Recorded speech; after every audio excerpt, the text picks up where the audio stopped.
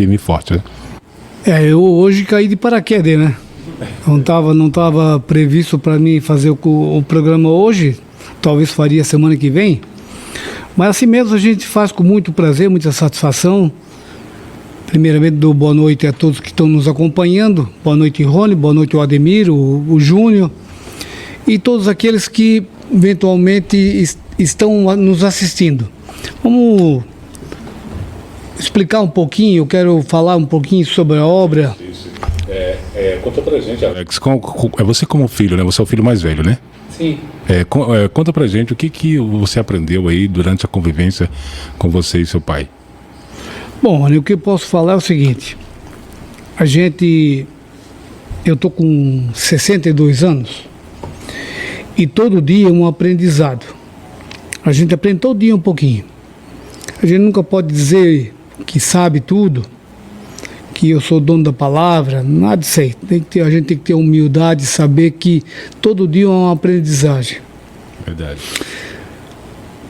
Eu quando jovem, como qualquer outro jovem, o pai sempre ensinou a gente a religião católica, sempre olhou para esse lado de levar a gente à missa, ensinar a rezar, mas principalmente quando ele foi chamado, né? Quando ele foi chamado, então o que aconteceu? Ele teve uma mudança muito séria na vida, não foi repentina, foi uma mudança séria. E aos poucos Deus foi mudando o comportamento da família, o comportamento dele em relação à família. E a gente foi aprendendo. Só que a gente na época era muito novo, né? Muito pequeno. Eu, quando o pai foi chamado, eu tinha 11 anos só. Então era um adolescente, um moleque, muito assim. Eu era o mais velho. Então eu lembro de muita coisa do pai antes de ter sido chamado. Como o Bento da Conceição, chefe de família, como é que ele era. Tem muito bem gravado na minha cabeça certos momentos. Não tudo, claro que seria fantasia minha, mas muita coisa marcante eu lembro. E no decorrer desse tempo todo, a gente vai aprendendo, foi aprendendo isso e tal, e também foi relaxando. Porque eu acredito que existem as fases na vida da gente. Fase de criança, fase de adolescente, fase de mocidade, fase de rebeldia, fase de adulto, amadurecimento e velhice. Hoje eu estou vivendo já mais pro lado da velhice. Estou com 62 anos. Mas eu também fui jovem. Eu também já fui rebelde.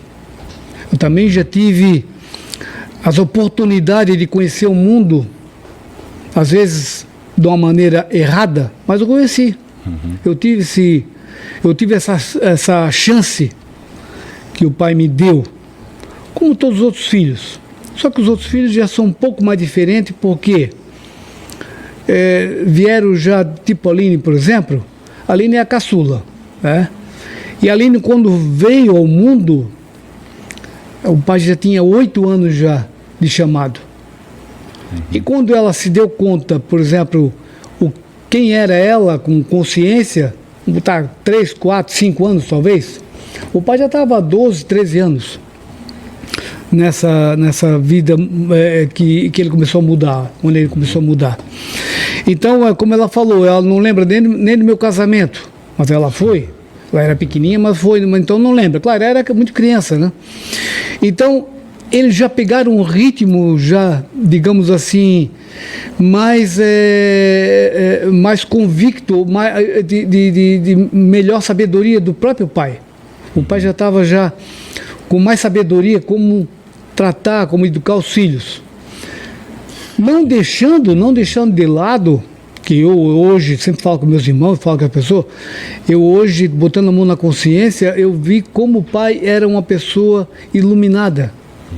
Porque ele soube lidar com os filhos. Ele não foi nunca impositor, nunca foi,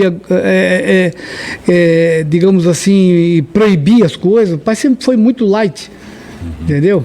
E no seu caso, você como filho mais velho, né, tem que dar exemplo também para os filhos mais novos, né? Porque a gente que é o filho mais velho, sempre, né, tem que agir com obediência para que os mais novos também possam, né, ter essa obediência, ter esse respeito, vamos dizer assim. Né?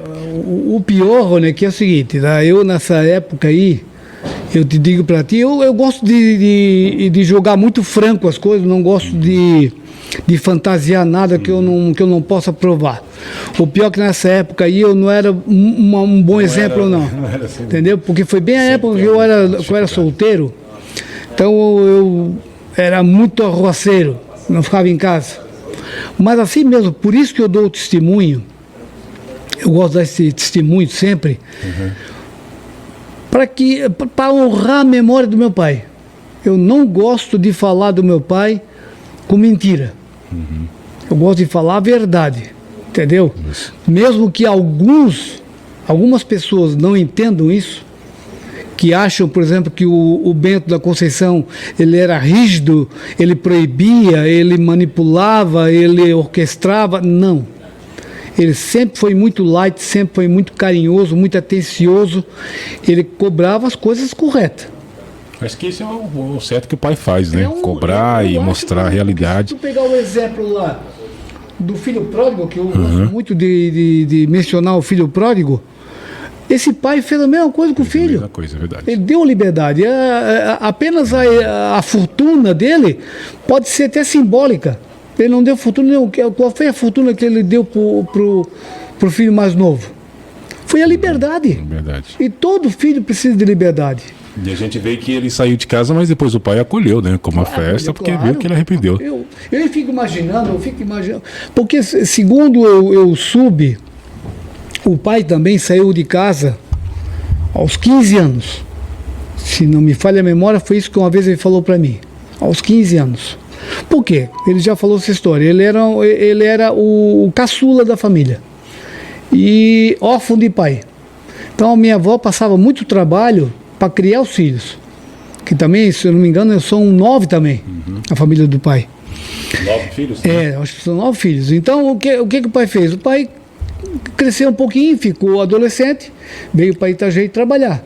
Eu fico imaginando como a avó Ana não deve ter ficado preocupada com aquele filho de 15 anos. Uma criança, hoje a gente quer manter a gente até os 20. E a avó teve que abrir mão do pai com 15 anos, que ele veio morar em Itajaí.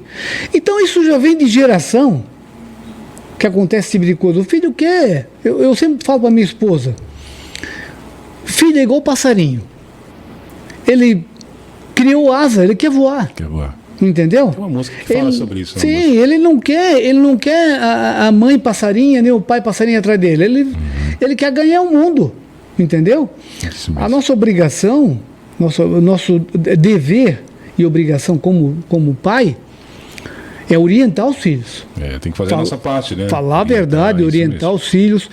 Eu não sou de cobrar. Não é que eu não concordo cobrar, eu não sei fazer isso. Mesmo na minha área profissional que eu trabalhava, eu trabalhava praticamente sozinho, porque eu pensava assim, se eu botar alguém para trabalhar comigo, eu vou ter que cobrar. Como eu não sei cobrar, então eu prefiro trabalhar sozinho. Sempre fui assim. Então, para mim, existe uma grande dificuldade.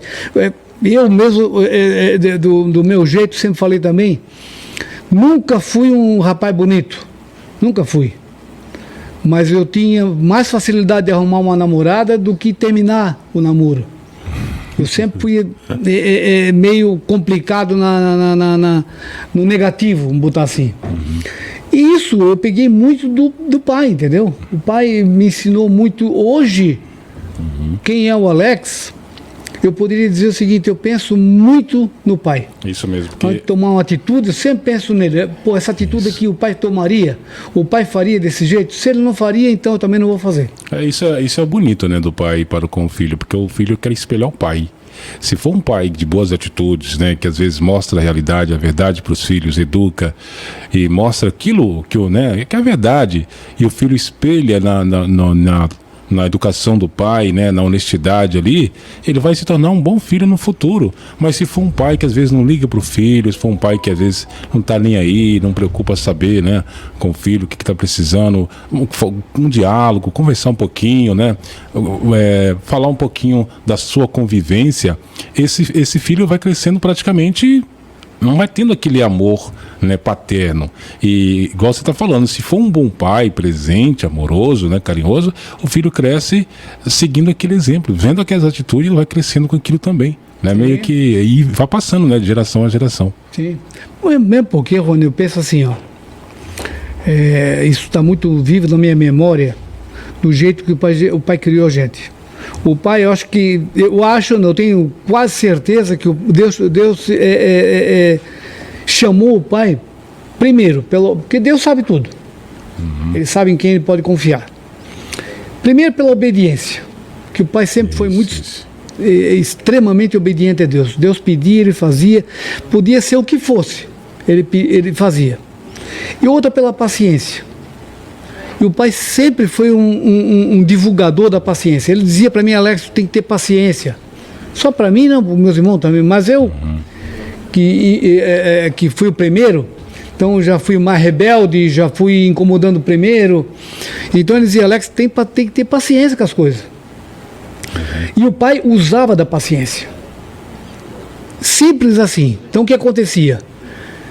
Eu tive minha época de juventude, de rebeldia, o José Roberto a mesma coisa, o João Batista a mesma coisa, as meninas não tanto, mas a Ana Maria mais saía comigo, porque primeiro quem casou lá foi a Silvana. Mas daí aconteceu um problema lá tal, e ela voltou para casa do pai, então tinha que obedecer mais o pai, porque o pai nesse tipo de coisa, moralmente ele era muito, né, rígido, ele cuidava mesmo.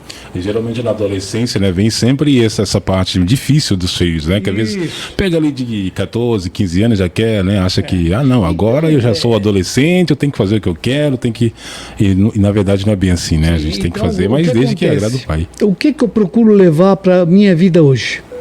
Como falei para ti, eu procuro olhar a minha criação. De que maneira o pai me criou?